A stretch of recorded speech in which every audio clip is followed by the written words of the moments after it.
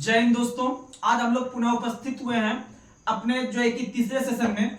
तो आप लोग को बता दे कि जिस तरह से हम सबों का एक परिवार के रूप में एक हम लोग आगे बढ़ रहे हैं अपने मंजिल को एक कदम कम करने के लिए, जो भी मंजिल और हम मेरे बीच का जो स्ट्रगल का जो डिस्टेंस है, डेली जो है कि हम लोग एक एक कदम को कम कर रहे हैं। और कम हम तभी बोल सकते हैं कर रहे हैं जब आप मेरे साथ मिलकर जिस तरह से कदम मिलाकर चल रहे हैं। यह समझ लीजिए कि आपको जरूरी जो भी लड़का, अगर ये समझ लीजिए कि जो भी लड़का हमें रेगुलर रूप से फॉलो कीजिएगा तो यह हम गारंटी के साथ दावा दे सकते हैं कि आपका एग्जाम निकलेगा। जीके जीएस से संबंधित जो भी एग्जाम में बैठिएगा, आरपीएफ में बहुत लोग कमेंट करते हैं सर ये आरपीएफ में रहेगा बेस्ट, तो आपको बता देते हैं आरपीएफ में जो जीके जीएस करंट पूछेगा वो हवा में उड़ेगा, हवा में उड़ेगा। लेकिन जितना वीडियो मेरा डला हुआ रहेगा प्ले लिस्ट में, वो सब वीडियो पे जितना और हम बोलते हैं एक्स्ट्रा फैक्ट, उस पर कमांड रहना चाहिए। आपको गारंटी दे सकते हैं कि आपसे बेस्ट कोई लड़का नहीं करके आएगा। ये समझ लीजिए, सिर्फ आप मैथ रीजनिंग को बना के रखिए अपने आप में तो आपका तैयारी बहुत जबरदस्त होगा।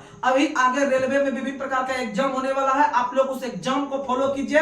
और जो है कि आप जो है कि आरपीएफ हो गया, एसएससी जीडी का फिर से एग्जाम होगा, आपका अग्निवीर का होने वाला है, फिर आपका यूपी पुलिस होने वाला है, फिर बिहार पुलिस होने वाला है, बिहार एसएससी होने वाला है। जितना भी एग्जाम होने वाला है आप लगातार बने रहिए। जीके जीएस में टेंशन आप छोड़ दीजिए मेरे लिए। चलिए अब जो है कि हम क्वेश्चन जो कल पिछले सेशन में पूछे थे कि भारत में सबसे अधिक जो मिट्टी पाई जाती है वो कौन सी मिट्टी, तो वह जलोढ़ मिट्टी पाई जाती है। जलोढ़ मिट्टी पाई जाती है और जलोढ़ मिट्टी सबसे अधिक विस्तार भारत के अंदर में उत्तर प्रदेश, आपका बिहार इलाका में पाया जाता है। और भारत में लगभग 46% पर आपका जलोढ़ मिट्टी का विस्तार है। तो चलिए आज जो हम लोग सबसे बेस्ट स्टूडेंट का अवार्ड दे रहे हैं, सबसे बेस्ट स्टूडेंट के रूप में हम लोग लोमेश राय को चुन रहे हैं। लोमेश राय, आप एक रेगुलर स्टूडेंट हैं, आप बराबर कमेंट करते रहते हैं। आपका तैयारी जो है कि आप जब इस तरह से कमेंट करते हैं, अपना 10 लाइन में जो कमेंट करते हैं, इतना मेहनत करके करते हैं। और यह हम भी बताते हैं, हम भी YouTube पे जो जब पढ़ते थे तो हम मेरे पास उतना टाइम नहीं था कि हम आके उतना कमेंट करें, हम आके कमेंट करें, ये गारंटी देते हैं। कोई झूठ फूस बात नहीं बोलते हैं, क्योंकि जो है कि हम लोग पढ़ते रहते हैं दिन भर, हमेशा जो है कि किताब से संपर्क रखते हैं। तो ये झूठ बोलने से जो काम नहीं चलता, लेकिन हकीकत आ ही जाता है, ये समझ लीजिए। तो इसीलिए आप लोग लगातार बने रहिए। तो चलिए जो इसका आंसर दिया हम लोग उसका नाम लेने का प्रयास करते हैं। तो उसमें से आपके हैं जो है कि AZM इकबाल, उसके बाद फिर है आपके जो है कि बसु जी, आपका भी सही आंसर है। फिर ऋषिका कुमारी, आप भी बहुत ही जबरदस्त आंसर दिए हैं। आप इसी तरह लगातार बने रहिए।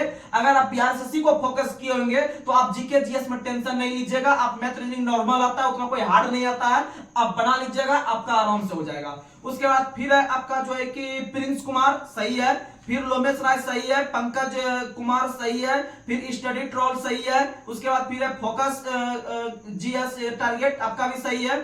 उसके बाद फिर है आपका जो है कि प्रवीण कुमार सही है, मनोज पासवान सही है, यूजर एसपी करके सही है, फिर नीतीश कुमार सही है, सूरज कुमार सही है। तो इस तरह से बहुत सारे छात्र का जो है कि नाम लेना संभव नहीं है, लेकिन जितना हम लोग 8-10 डेली ले लेते हैं तो आप लोग जो है कि इसी तरह कमेंट करते रहिए, अपने पढ़ाई को जबरदस्त बनाते रहिए और अपने माँ पिताजी और जो भी आपके फैमिली के सदस्य हैं उनका मान सम्मान बढ़ाने के लिए, समाज में एक नया दिशा को दिखाने के लिए आप लोग जो है कि हमेशा अपने आप में एक रोल मॉडल के रूप में काम कीजिए, जो कि आगे आने वाला जो भी पीढ़ी रहेगा आपको याद करते रहे। तो चलिए हम शुरुआत करते हैं, पॉलिटी और ज्योग्राफी को कवर करने का प्रयास करते हैं। तो आज का पहला सवाल आप लोग जो मुख्य सवाल है आप लोगों के पास रखते हैं, क्योंकि इसमें ज्यादा चीज समझने वाला चीज नहीं है आज के सिलेबस में। ये आपका वन लीनियर क्वेश्चन है, आप लोग समझते चलिएगा। जो भी आपको समझाने का चीज था वहां हम समझाएंगे, और जहां पर वन लीनियर का चीज आएगा हम वहां पर आपको जल्दी से आगे खींचते हुए निकलेंगे। तो आप लोग रेगुलर बने रहिएगा। चलिए आप लोग को बताना है बीमा विनियामक एवं विकास प्राधिकरण, जिसे हम लोग शॉर्ट में कहते हैं IRDA, IRDA, insurance regulatory development authority of India. Insurance यानी IRDA जो एक आपका भारत के अंदर में कंपनी है, वह आपका इंश्योरेंस करने का काम करती है, बीमा बनाने के काम करती है। तो याद रखिएगा IRDA जो है वह आपका बीमा बनाने वाली एक कंपनी है, और उसी के अंदर में सभी प्रकार के बीमा कंपनी काम करती है। याद रखने का प्रयास कीजिएगा। और IRDA का जो स्थापना हुआ है 1999 में, IRDA का स्थापना 1999 में, याद रखिएगा। IRDA यानी आई जो लिखते हैं हम लोग, देखिएगा बच्चा हमेशा कंफ्यूज कहां करता है, एक इर्डा के स्थापना में करता है, एक ट्राई के स्थापना में करता है, बार बार कंफ्यूज करता है कि इसका स्थापना कभी उसमें मार देता है, कभी 99 लगा देता है, कभी 97 लगा देता है। इर्डा और ट्राई में कंफ्यूजन रहता है, आपको हम कंफ्यूजन दूर करते हैं। IRDA और आई का जो कोड होता है इंग्लिश में वो 9 होता है। कितना होता है? 9। और 1999 का जो कोड होता है इकाई डिजिट हुआ भी 9 होता है। यानी इर्डा में 1999 सटा लेंगे, इर्डा में 1999। और जब इस तरह का को कंटेंट देते हैं ना, आपका माइंड में डायरेक्ट जाके यहाँ बैठता है। हमें भी यह पता है कि इस तरह का जो है कि आपका डिस्कशन ग्रुप यूट्यूब पे कहीं नहीं है, हम भी देखते हैं कहीं नहीं मिलता इस तरह का। हम भी जब पढ़ रहे थे या अभी भी पढ़ रहे हैं तो आपको इस तरह का कहीं नहीं मिलता है देखने का। अगर इस तरह का पहले हम लोग को मिलता तो शायद और हम लोग अभी जो है कि आगे बढ़े रहते। तो आप लोग को बता दें, इर्डा का स्थापना 1999 में हुआ है और इर्डा का जो मुख्यालय है वो आपका हैदराबाद में है। इर्डा का मुख्यालय हैदराबाद में है। और इर्डा के अगर हम करंट के तौर पर देखते हैं, इसके वर्तमान में अध्यक्ष कौन है, तो इर्डा के वर्तमान में अध्यक्ष है देवाशीष पांडा। इर्डा पांडा और हैदराबाद और आई से शुरू करते हैं 1999। जब आप इतना चीज याद रखिएगा ना तो जानते हैं एग्जाम में क्वेश्चन क्या पूछेगा, हलवा वाला क्वेश्चन पूछेगा कि इर्डा एक कंपनी है या इर्डा एक कैसी कंपनी है, तो ऑप्शन में रहेगा तनिको बीमा। क्या लिखा हुआ रहेगा? बीमा। आराम से मारेंगे बीमा, टेंशन नहीं लेना है। और आई से इंश्योरेंस यानी बीमा। चलिए अब आगे बढ़ते हैं। अगला क्वेश्चन आप लोग को बताना है कि ट्राई के वर्तमान में अध्यक्ष कौन है? TRAI। ट्राई का पहले हम समझने का प्रयास करते हैं ट्राई आखिर है क्या। TRAI जो होता है इसका फुल फॉर्म अगर हम जान जाते हैं तो हमको समझ में आ जाएगा ये चीज क्या है। तो TRAI का फुल फॉर्म होता है telecom regulatory authority of India. Telecom यानी वो संचार के रूप में काम करता है। किस रूप में? संचार यानी टेलीकॉम के रूप में काम करता है। यानी विभिन्न प्रकार के आप लोग के पास जो फोन वगैरह चलाते होंगे, यानी जियो हो गया, उसके बाद फिर आपका जो है कि आइडिया हो गया, वोडा हो गया, और इस तरह का जो कंपनी है इस तरह पे जो आपका कंट्रोल करने का काम करती है वो आपका ट्राई करती है, telecom regulatory authority of India. और ट्राई का स्थापना जो हुआ है वह आपका 1997 है। 1997। इर्डा 99, ट्राई 97। और वर्तमान में जो ट्राई के अध्यक्ष है, बहुत फेमस क्वेश्चन है, वर्तमान में जो ट्राई के अध्यक्ष है वह आपका अनिल कुमार लोहाटी है। यानी आपको हम एक जुगाड़ दे देते हैं, आपका जो है कि आराम से याद हो जाएगा इसका अध्यक्ष। तो आप लोग को पता होगा कि वर्तमान समय में अगर देखें तो आपका टॉप लिस्ट की सूची में भी आपका मुकेश अंबानी चल रहा है। मुकेश अंबानी अभी लगभग आपका उतार चढ़ाव होते रहता है आपका गौतम अडानी और अनिल अंबानी के बीच, तो उस दोनों में टक्कर चलते रहता है। लेकिन वर्तमान में अगर देखें तो अनिल अंबानी टॉप पे चल रहा है। तो मुकेश अंबानी टॉप पे चल रहा है। और मुकेश अंबानी का एक भाई था अनिल अंबानी, पता होगा अनिल अंबानी, जो कि वो रोड पे आ चुका है, उसका कंपनी उतना ज्यादा आगे नहीं बढ़ पाया, ठीक है। और उन दोनों के पिताजी थे धीरू भाई अंबानी, पता है सब, जो कि पेट्रोल पंप पे काम करते होंगे, ये सब यूट्यूब पे आप देखते होंगे वीडियो, ठीक है। तो धीरू भाई अंबानी के 2 बेटे थे, एक अनिल अंबानी एक मुकेश अंबानी। और अनिल अंबानी जो है ना खूब कोशिश कर रहा था कि हम भी मुकेश अंबानी के बराबर आ जाएं। बेचारा खूब कोशिश कर रहा था, यानी ट्राई कर रहा था। क्या कर रहा था? ट्राई कर रहा था। यानी ट्राई क्या कर रहा था? अनिल कर रहा था। ट्राई क्या कर रहा था? यानी ट्राई जो है कि खूब किया अनिल ने मुकेश के बराबर होने के लिए। यानी ट्राई जो कर रहा है वो अनिल कर रहा है। ट्राई जो कर रहा है वो क्या कर रहा है? अनिल कर रहा है। यानी ट्राई के अध्यक्ष अनिल। जिस ऑप्शन में अनिल रहेगा उसमें आप ट्राई में ट्राई कर दीजिएगा, आपका सही हो जाएगा आंसर। यानी ट्राई के अध्यक्ष हो गए अनिल, पूरा नाम अनिल कुमार लोहाटी। अब आप सोच सकते हैं कि आप उतना दूर से दिमाग लगा रहे हैं, जब हम भी शुरू में जब खाली रटते थे कि वर्तमान में ट्राई का अनिल कुमार लोहाटी, जब एग्जाम में या फिर आपका सेट वगैरह लगाते थे 4 ऑप्शन मिलता था तो हमको पता नहीं चलता था कि हम क्या याद किए थे नहीं किया था, खाली लगता था हाँ पढ़े तो हाँ, लेकिन 2 ऑप्शन में हुक चुक करते थे, ई मारे बस अब हम चल जाते थे ऊपर। तो याद रख लीजिएगा, कुछ जुगाड़ आपको बनाना पड़ेगा कि ट्राई कर रहे हैं अनिल। अगला क्वेश्चन आप लोग को बताना है, परमाणु ऊर्जा नियामक बोर्ड के स्थापना कब हुआ था? तो परमाणु ऊर्जा नियामक बोर्ड का जो स्थापना 1983 में हुआ था। कब हुआ था? 1983 में। आप लोग को बात करते हैं परमाणु के बारे में, तो आप लोग को बता दे भारत में पहली बार परमाणु ऊर्जा आयोग का स्थापना जो हुआ था वो होमी जहांगीर भाभा की अध्यक्षता में। भारत के अंदर में आजादी के बाद आजादी के एक साल के बाद 1948 ईस्वी में डॉक्टर होमी जहांगीर भाभा के द्वारा परमाणु ऊर्जा आयोग का स्थापना किया गया। वही परमाणु ऊर्जा विभाग का स्थापना इसके 6 वर्ष के बाद किया गया 1954 में। याद रखिएगा, परमाणु ऊर्जा आयोग पूछेगा तो 1948, परमाणु ऊर्जा विभाग पूछेगा तो 54, और आप लोग को अगर पूछेगा परमाणु ऊर्जा नियामक बोर्ड तो याद रखिएगा 1983 जिस वर्ष इंडिया वर्ल्ड कप जीता था, याद रखने का प्रयास कीजिएगा। आगे बढ़ते हैं। आईटीबीपी का स्थापना 1962, आईटीबीपी 1962। और उसके बाद असम राइफल 1835 में असम राइफल, भारत के अंदर में सबसे पुराना पुलिस फोर्स जो है वह असम राइफल्स है। और असम राइफल्स को पूर्वोत्तर के प्रहरी के रूप में जानते हैं, और पूर्वोत्तर के प्रहरी इसलिए कहते हैं क्योंकि यह पूर्वोत्तर में ही आपका सुरक्षा कर रहे होते हैं। और याद रखिएगा, असम राइफल्स का मुख्यालय शिलोंग में है। इन्हें की असम राइफल का मुख्यालय असम नहीं लगाना है, असम राइफल का मुख्यालय मेघालय की राजधानी शिलोंग में है। मेघालय की राजधानी शिलोंग में है असम राइफल का मुख्यालय, जिसे हम लोग पूर्वोत्तर के सुरक्षा प्रहरी के रूप में भी जानते हैं। अगला क्वेश्चन, सीआरपीएफ का स्थापना कब हुआ है? 1939। सीआरपीएफ का स्थापना 1939 में हुआ है। और सीआरपीएफ जो है कि वह आपको नक्सल को जो है कि आपका अटैक करने का प्रयास करता है। जंगल में इसकी तैनाती की जाती है सीआरपीएफ का। और सीआरपीएफ का ही एक नया भाग, सीआरपीएफ का ही एक अंग के रूप में 1992 में जो बोल रहे हैं, याद रखिएगा, ये क्वेश्चन ही पूछा गया है कि भारत आपका यूपी पुलिस में शायद क्वेश्चन पूछा गया था कि आपका रैप का स्थापना किस वर्ष किया गया था? 1992 में। नहीं, ये पूछा था कि रैप जो एक भाग है, रैप जो एक सेना होता है वह किस पुलिस का एक भाग है? तो सीआरपीएफ का है, सीआरपीएफ का। ये हम बार बार बहुत पूछते हैं क्वेश्चन। यह क्वेश्चन जब यूपी पुलिस में पूछा गया था तो उससे पहले वाले वीडियो में बहुत में हम बता चुके हैं यह चीज। तो सीआरपीएफ का स्थापना 1939 में हुआ था, और 1992 में जाके सीआरपीएफ का ही आपका एक भाग अलग से बना दिया गया जिसका नाम था रैप, RAF, यानी रैपिड एक्शन फोर्स, यानी त्वरित कार्य बल। यानी जहां पर आप लोग देखते होंगे कि भारत में बहुत सारा ऐसा सेंसिटिव जोन है या सेंसिटिव क्षेत्र है जहां पर हिंदू मुस्लिम जो है ना, कोई भी छोटा मोटा बात को लेकर भी बवाल हो जाता है दोनों के बीच। तो यानी वहां पर दंगा छिड़ जाता है। यानी कोई भी चीज को लेकर जब दंगा छिड़ जाता है तो उसे तत्काल प्रभाव से उस पर कंट्रोल पाने के लिए याद रखिएगा रैप के जवान को ही उतारा जाता है। रैप के जवान को एकदम उतारता है, अब पूरा एकदम जो है कि दंगा फसाद करके सबको समाप्त करके भगा देता है। तो याद रख लीजिएगा, रैप जो है वह सीआरपीएफ का रूप है और 1992 में उसका स्थापना हुआ है।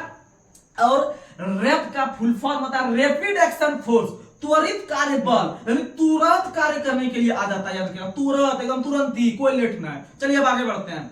अगला क्वेश्चन आप लोग को बताना है, सीआईएसएफ का स्थापना कब हुआ है? 1969 को आपका सीआईएसएफ का स्थापना होता है। और सीआईएसएफ को बड़े बड़े इंडस्ट्री वगैरह में लगाया जाता है, इसे लड़ाई करने के लिए नहीं भेजा जाता है। इसका फुल फॉर्म ही होता है आपका central industrial security force, central industrial यानी केंद्र औद्योगिक, यानी कि केंद्र सरकार के जितने जितने उद्योग है वहां पर उसे सुरक्षा के रूप में काम करवा रहे हैं। याद रखिएगा सीआईएसएफ। आगे बढ़ते हैं। अगला क्वेश्चन आप लोग को बताना है, अगला क्वेश्चन, एसपीजी का जो स्थापना हुआ है 1988 में। एसपीजी का स्थापना जिसे हम लोग कहते हैं, जैसे बड़ा बड़ा जो नेता रहता है उसको एसपीजी सुरक्षा दिया जाता है। जैसे अब नरेंद्र मोदी हो गया, उसके बाद आपका उपराष्ट्रपति हो गए, प्रधानमंत्री हो गए, ये सब चीज को जो दिया जाता है वो एसपीजी सुरक्षा दिया जाता है। 7 लेयर तक का उसका घेराव करके रखता है। तो याद रख लीजिएगा, वो एसपीजी का ही फोर्स रहता है। इसका फुल फॉर्म होता है स्पेशल प्रोटेक्शन ग्रुप, यानी उसको स्पेशली बनाया गया है भाई सुरक्षा करो, यानी स्पेशल प्रोटेक्शन ग्रुप। याद रखिएगा, इसका स्थापना 1988 में हुआ है, लेकिन बहुत सारा बुक 1984 भी लिखता है, लेकिन आपको एनसीईआरटी को फॉलो करके चलना है। 1988 याद रखना है, 1988 याद रखना है। चलिए आगे बढ़ते हैं। अगला क्वेश्चन आप लोग को बताना है, अगला क्वेश्चन, संविधान सभा में कुल सदस्यों की संख्या कितनी थी? 389। संविधान सभा में कुल सदस्यों की संख्या 389 थी। आप लोग को पता है कि भारत के में संविधान सभा के द्वारा संविधान का निर्माण किया गया, और संविधान सभा का जो निर्माण किया गया था, यह संविधान का जो निर्माण करने के लिए भारत में संविधान सभा का जो गठन करने का प्रस्ताव किया था वह कैबिनेट मिशन के सिफारिश पर किया गया था, जो ब्रिटेन के सरकार ने भेजा था यहाँ पर। और उसी के सिफारिश के आधार पर बोला गया था कि भैया अब भारत को जो है कि हम लोग जो है कि अलग से एक संविधान की देने की घोषणा करेंगे और आप लोग एक कमेटी बैठा लीजिए, उसमें विभिन्न प्रकार के सदस्य का चुनाव कर लीजिए, आप लोग अपने देश के लिए संविधान का निर्माण जाइए करिए, अब कोई दिक्कत नहीं है। तो याद रखिएगा, कैबिनेट मिशन के सिफारिश पर भारत में संविधान सभा का गठन किया गया तो भारत खुश हो गया, बोला ठीक है हम लोग अब एक सभा का गठन करते हैं। तो उसमें पाकिस्तान भी बड़ा जोश आ गया, चलो अब आजाद हो गए, लेकिन उसमें जो है कि दोनों भाई में बंटवारा नहीं हुआ था। तो दोनों खुशी के मारे 389 सदस्य का चुनाव कर दिया और 389 सदस्य में से चुनाव करके संविधान निर्माण की प्रक्रिया जो है कि 9 दिसंबर 1946 से शुरू कर दिया, क्योंकि संविधान सभा की पहली बैठक 9 दिसंबर 1946 को हुआ था। और उस दिन संयोग से जिसे अध्यक्ष बनाए थे डॉक्टर राजेंद्र प्रसाद, उस दिन उपस्थित नहीं हो पाए। और उस दिन आपका जो है कि उस दिन जो है कि आपका सदस्य का अध्यक्षता करने के लिए, यह सभा की अध्यक्षता करने के लिए डॉक्टर सचिदानंद सिन्हा को बुलाया गया, क्योंकि वह संविधान सभा टोटल 389 सदस्य में से सबसे बुजुर्ग सदस्य के रूप में काम कर रहे थे, इसीलिए जो है कि उसे बुलाया गया। यानी संविधान सभा की पहली बैठक जो हुई थी 9 दिसंबर 1946 को, उसकी अध्यक्षता डॉक्टर सचिदानंद सिन्हा के द्वारा किया गया था, क्योंकि वह संविधान के सबसे बुजुर्ग सदस्य थे और साथ ही साथ वह अस्थायी अध्यक्ष के रूप में पहली बार काम किया। लेकिन जब 11 दिसंबर को बैठक शुरू होता है तो उसमें से अस्थायी सदस्य जो थे आपके राजेंद्र प्रसाद, वो आपके कंटिन्यू हो जाते हैं 11 तारीख से, तब वहां से सचिदानंद पीछे हट जाते हैं, याद रखने का प्रयास कीजिएगा। और 11 दिसंबर 1946 को जब बैठक शुरू हुआ तो वो अध्यक्षता जो किए थे वो राजेंद्र प्रसाद अध्यक्षता किए थे। लेकिन इसके जस्ट 2 दिन के बाद 13 दिसंबर 1946 बहुत हाईलाइट क्वेश्चन यहां उठता है कि 13 दिसंबर 1946 को पहली बार संविधान सभा के समक्ष आपका उद्देशिका का प्रस्ताव प्रस्तुत किया गया। उद्देशिका का प्रस्ताव प्रस्तुत किया गया, आपका जवाहरलाल नेहरू ने प्रस्तुत किए थे। जवाहरलाल नेहरू ने उद्देशिका का प्रस्ताव संविधान सभा के समक्ष 13 दिसंबर 1946 को प्रस्तुत किए थे, याद रखने का प्रयास कीजिएगा। और संविधान सभा ने जो इसे स्वीकार किया था वो 22 जनवरी 1947 को, 22 जनवरी 1947 को, यानी 13 दिसंबर 1946 को प्रस्तुत हो रहा है आपका जो है कि संविधान सभा के समक्ष डॉक्टर जवाहरलाल नेहरू के द्वारा। और याद रखिएगा कि वह जब पास हो गया हुआ 22 जनवरी 1947 को, 22 जनवरी 1947, बहुत बीबीआई क्वेश्चन याद रखिएगा। और आप लोग को पता है जब 9 दिसंबर 1946 को जब बैठक हुआ था पहला, तो उसमें कुल सदस्य की संख्या जो था, आप लोग को पता है कि संविधान सभा में कुल सदस्य की संख्या 389 निश्चित किया गया था। और 389 जो पहुंचे थे वह 292 पहुंचे थे विभिन्न प्रकार के प्रांत से। और आपको पता है 93 जो पहुंचे थे वो देशी रियासत से पहुंचे थे, यानी 292 और 93 को जोड़ दीजिएगा, उसके बाद बचेगा 4 गो जो था वह कमिश्नरी से था। 4 गो जो था कमिश्नरी से था। टोटल 389 सदस्य ने हिस्सा लिया था, याद रखने का प्रयास कीजिएगा। 292 जो था वह प्रांत से था, 93 देशी रियासत से था और 4 कमिश्नरी से था, याद रखने का प्रयास कीजिएगा। और आप लोग को हम बता चुके हैं कि प्रांत जो होते थे जहां पर आपका अंग्रेज का शासन था, जहां पर आपका अंग्रेज का शासन हुआ करता था, उसे हम लोग प्रांत के रूप में जानते थे। और जहां पर राजा महाराजा का शासन हुआ करता था उसे हम लोग देशी रियासत के रूप में जानते थे, याद रखने का प्रयास कीजिएगा। अगला क्वेश्चन, लेकिन इसी को और हम थोड़ा गहराई में जाने का कोशिश करते हैं। जब भारत आजाद हो गया 15 अगस्त 1947 को, और उसके बाद जो है कि आपका भारत और जो है कि पाकिस्तान का विभाजन एक दूसरे के रूप में हो गया। तो विभाजन होने के बाद बताइए 389 सदस्य जो चुना गया था, 389 का तो 389 तो बच नहीं पाएगा।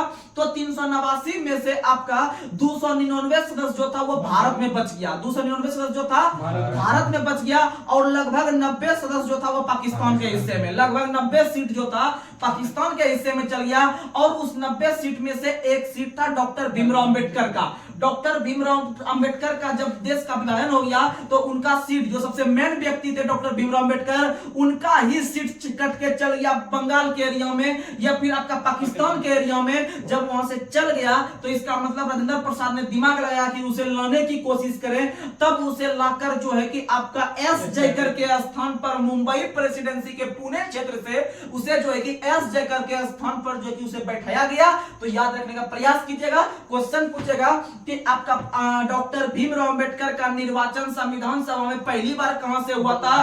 तो वह बंगाल प्रेसिडेंसी से। और आजादी के बाद जो हुआ था या दूसरी बार जो हुआ था वह आपका मुंबई प्रेसिडेंसी के पुणे क्षेत्र से एस जयकर के स्थान पर। याद रखिएगा। अगर आगे बढ़ते हैं, वर्तमान समय में लोकसभा, अब हम लोकसभा के सीट के बारे में थोड़ा चर्चा कर लेते हैं। ठीक, इसे क्वेश्चन उठता है बार बार, कोई भी एग्जाम दिए लोकसभा क्वेश्चन आता है, वो सीट से संबंधित हम बात कर रहे हैं। ऐसे लोकसभा तो आपको 5 दिन में खत्म नहीं होगा, लेकिन लोकसभा के बारे में सीट से मोटा मोटी हम चर्चा कर लेते हैं जो एग्जाम में आता है। ऐसे देखिए, मेरे पास कंटेंट बहुत है लेकिन समय का अभाव हो जाता है, लगता है कि अरे लंबा वीडियो रात भर बोलते रह जाएंगे तो खत्म नहीं होगा। तो इसीलिए जो है कि आप लोग समय जान रहे हैं, यूट्यूब कैसा चीज है, हम और आप एक मानवता है, लेकिन और यूट्यूब पे इतना चीज पड़ा हुआ है एक आदमी को उसे देखने से फुर्सत नहीं है। इसीलिए जो है कि इतना मेहनत कर रहे हैं, फिर भी आप लोग नहीं समझ रहे हैं। जिस दिन जॉब लग जाएगा ना हमारे कंटेंट से, तब आपको पता चलेगा मेरी अहमियत क्या थी। तो आप लोग को बता दे लोकसभा सीट के बारे में क्वेश्चन आता है।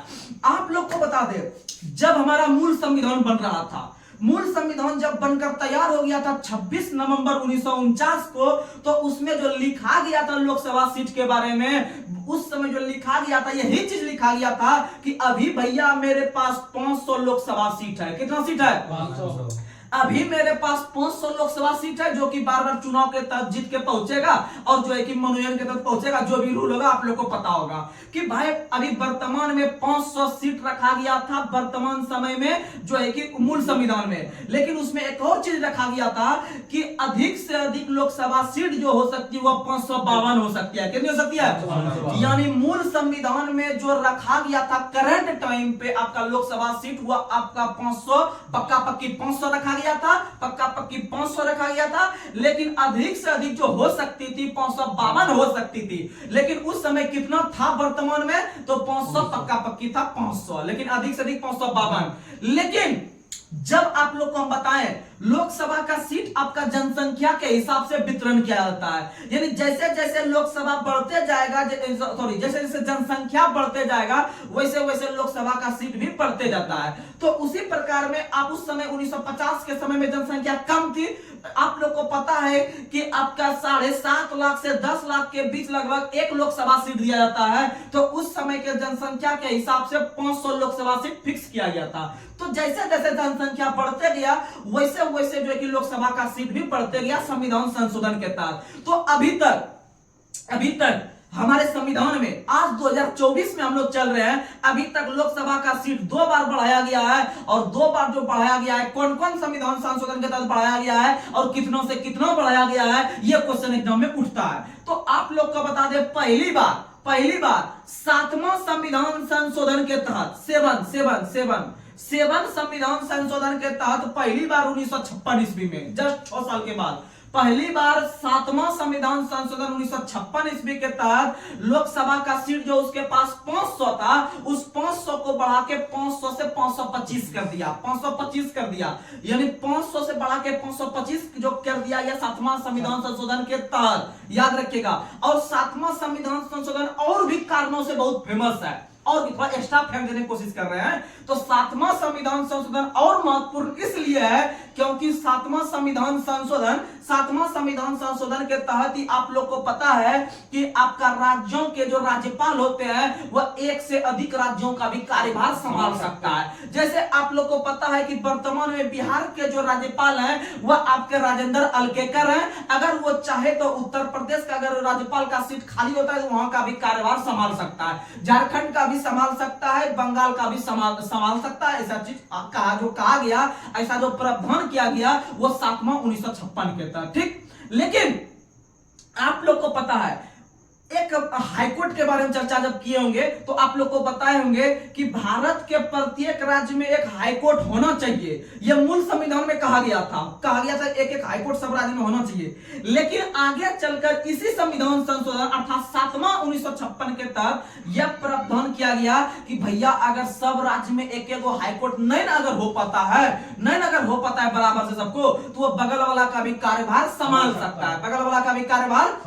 सकता है, जैसे आप लोग को पता होगा कि हरियाणा और पंजाब के अंदर दोनों राज्य को मिला के एक ही हाई कोर्ट है, Chandigarh high court. Chandigarh high court, तो इसका मतलब एक हाई कोर्ट दूसरे राज्य का भी हाई कोर्ट का कार्यभार संभाल रहा है, तो वह आपका 7वां 1956 के तहत, यानी राज्यपाल दूसरे का संभाल सकता है 7वां के तहत, आपका हाई कोर्ट भी दूसरे राज्य का संभाल सकता है 7वां के तहत। और आपको बता दिए कि आपका 500 लोकसभा सीट से 525 जो किया बढ़ा के वह भी 7वां 1956 के तहत, 7वां 1956 के तहत।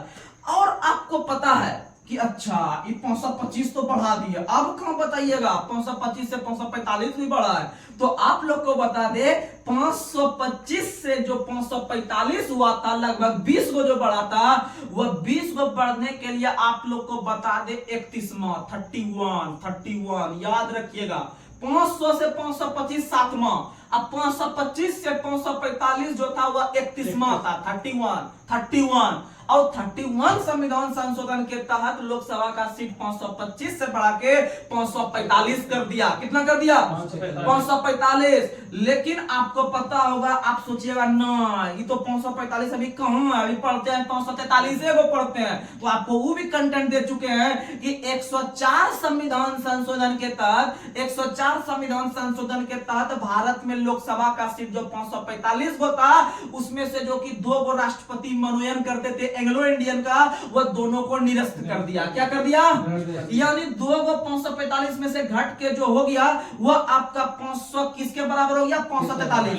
543 का वर्तमान में जो होता है वह सिर्फ चुनाव के माध्यम से वो पहुंचते हैं, यानी सबका निर्वाचन होता है। जो मनोनयन वाला सिस्टम था राष्ट्रपति के द्वारा, वह चीज हट चुका है, वह चीज ये चीज था। आगे बढ़ते हैं। अगला क्वेश्चन आप लोग को बताना है, वर्तमान में विधानसभा सीट जो हो सकता है भारत के किसी भी राज्य में अधिक से अधिक 500, अधिक से अधिक 500।